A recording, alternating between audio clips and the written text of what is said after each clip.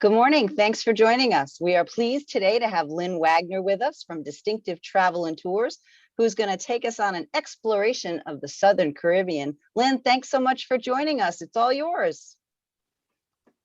Hello, everyone, and welcome to our presentation on the beautiful Southern Caribbean. Before we get started, I'd like to introduce myself. I'm Lynn Wagner, CEO of Distinctive Travel and Tours, located in the Providence metro area. We're an affiliate of Cruise Brothers and the Travel Leaders Network, which allows us to have expanded choices and additional amenities for our clients. Distinctive Travel and Tours deal in luxury travel at all levels, whether it's a luxury ocean or river cruise, an adventurous 5-star African safari, a rail experience aboard the famous Orient Express, or a European tour. We afford our clients personalized service and options every step of the way, whether traveling alone or with a group. So, on to our presentation. I chose an itinerary that explores the very best jewels of the Southern Caribbean with Princess Cruises as our focus today.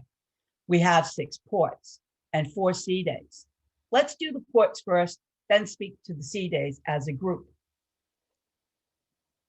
As you know, the lifestyle of the Caribbean is laid back, relaxing, and everything focuses on water. You can see the water, be in the water, be near the water, be on top of the water, or be under the water. We embark our ship at Port Everglades in Fort Lauderdale, Florida. You can easily fly into Fort Lauderdale International Airport. Port Everglades is only an 8-minute taxi ride. You go quickly and easily through the embarkation process and your vacation begins. All aboard, we sail at 4 p.m. Our first port is Princess Keys. This private princess-owned property is on the tiny island of Eleuthera in the Bahamas.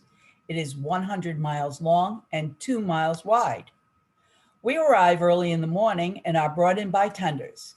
It's a fairly quick process as each tender takes approximately 120 people at each loading, and there are always 4 tenders going simultaneously.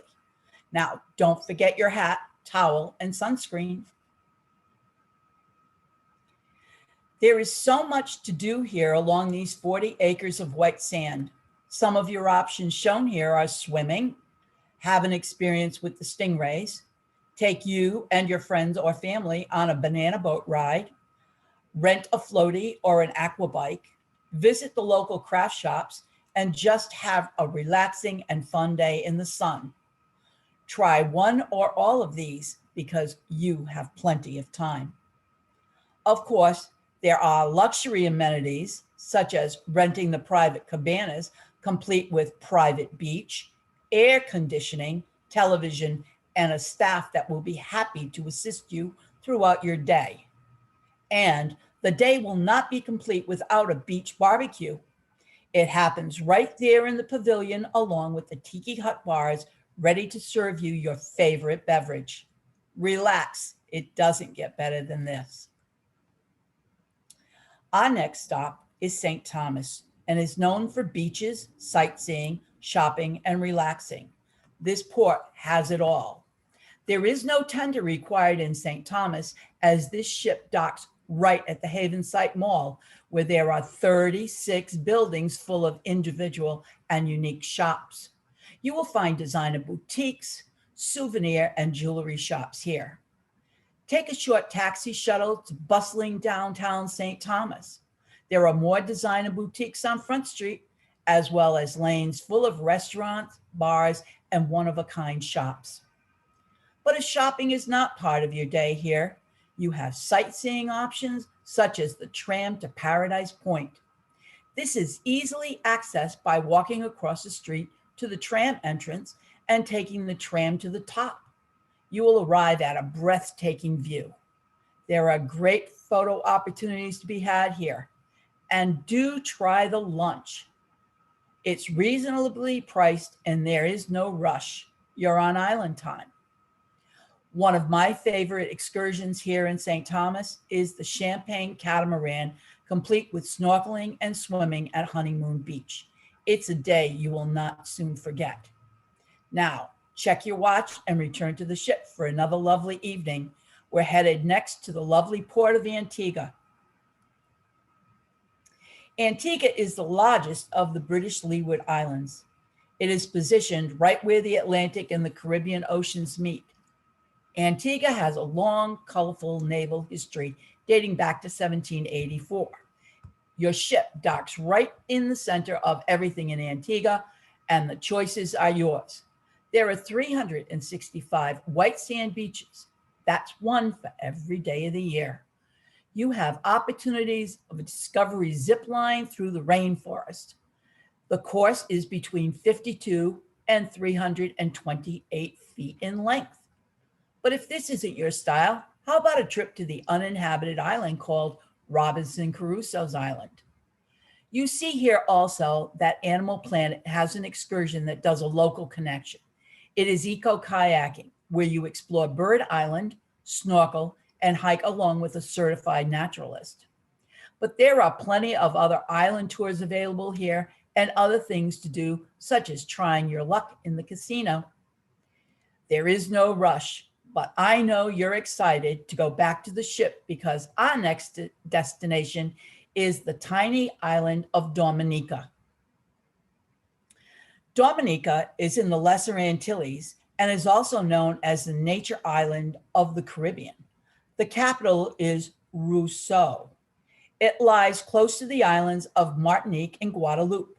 It has a French influence and the people speak English and Creole. This island nation gained independence in 1978. This island has so much to offer the explorer in everyone. It has hot springs and a tropical rainforest. The national park is Mont Trois Pitons. You may hike through the rainforest, view the lovely waterfalls, and I have pictured here my favorite, Trafalgar Falls. And you'll notice it's quite high by looking at the gentleman there on the rocks below. My other recommendation is the whale watching excursion. It's a first-rate option.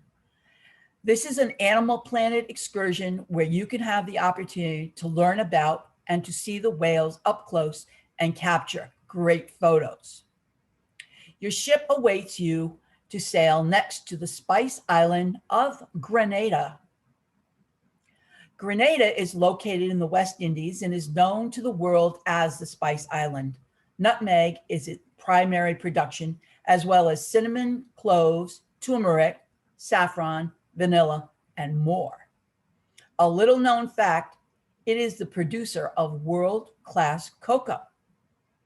Once under British rule and for a brief period under the French, this island gained its independence in 1974.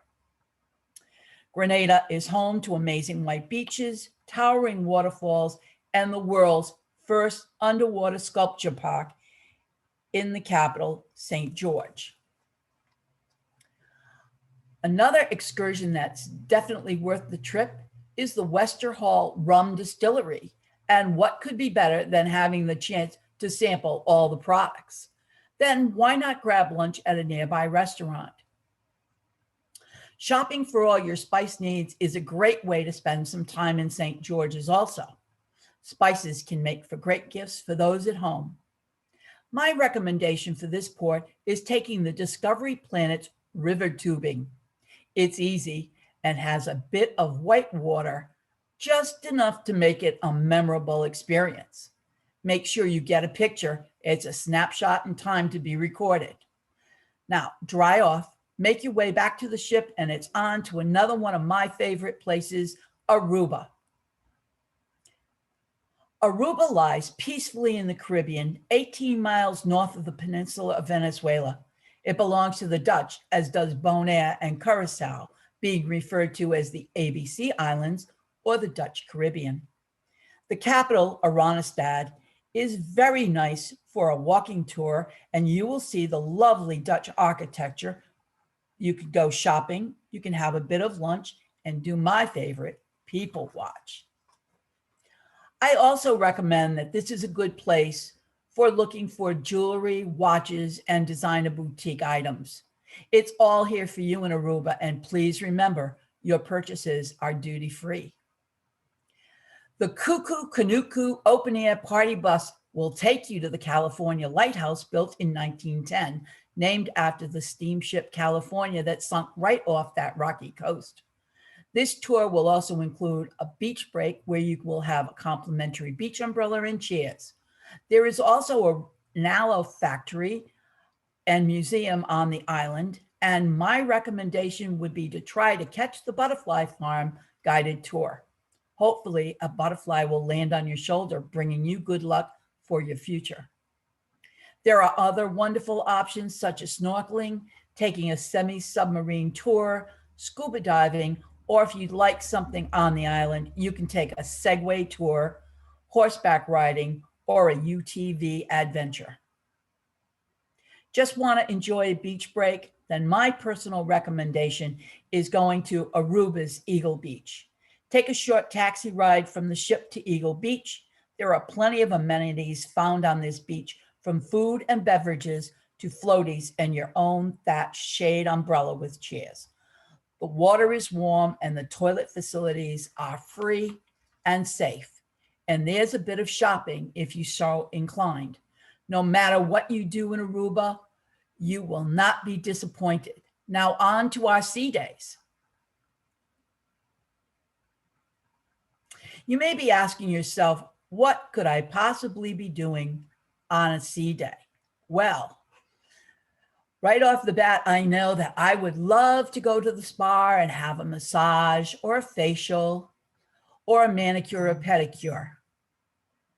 Or if you don't want to do that, how about trying your luck in the casino? We have also opportunities to play sports. How about a game with your family? How about a galley tour where you will have a wonderful option for a treat? You can also stay on your lovely veranda, take in the ocean air, and just take a nap. You will also have the opportunity for retail therapy. But if that isn't enough, how about taking a dance class, attending a port lecture, taking a casino class? How about a game of mini golf? I love the champagne auction. The champagne is always very, very good. How about table tennis, wine tasting, taking a fitness class? How about just meeting some new people? But before we leave, I have a few tips. The first one is to utilize the skills of a travel advisor.